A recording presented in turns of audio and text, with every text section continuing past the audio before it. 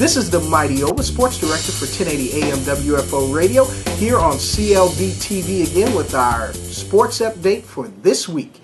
Well, the Buffalo Bills continue their search for a coach, and we're in the middle of the divisional playoffs. And let me tell you, the candidates that are turning down the Bills' job, it is ununderstandable to me why they keep turning down one of only 32 jobs in the NFL market. It does not make any sense.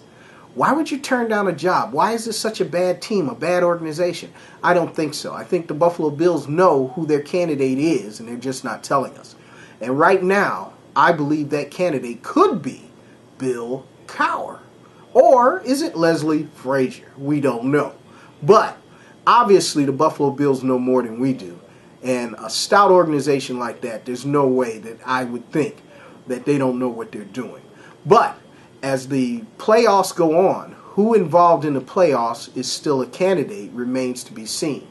The resume of Leslie Frazier is credible enough to make him a viable candidate. We've lost Perry Fewell. Perry Fewell has accepted the job of being the defensive coordinator for the New York Giants.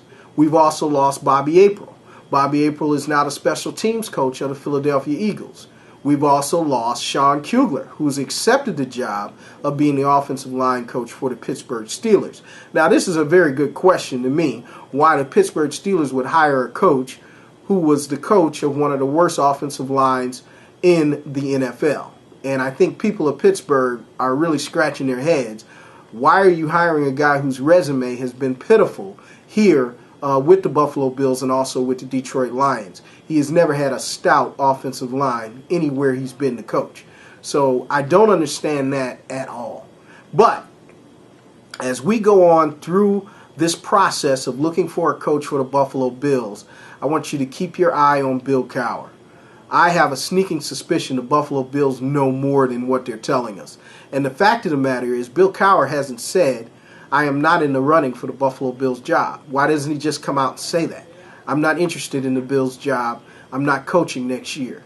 Until he makes that public statement, I think you can still hold out hope that he might be a real candidate. And why haven't the Bills interviewed Mike Martz, Brian Billick, Jim Fassel? There's some great coaches out there that are available that have not been interviewed. And the reason being, in my eyesight, if you interview one of those type of head coaches, you have to be in a position to offer them the job. They have that type of resume that if you interview them, they're not coming in here for a token interview. If you bring them in there, you got to make them an offer to be the head coach of the team.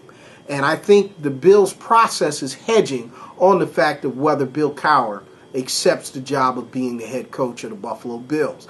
Until he makes a decision, you really cannot go after a Brian Billick, a Mike Martz, or a Jim Fassel, those types of coaches that have the pedigree resume that demands that you either hire them when you interview them.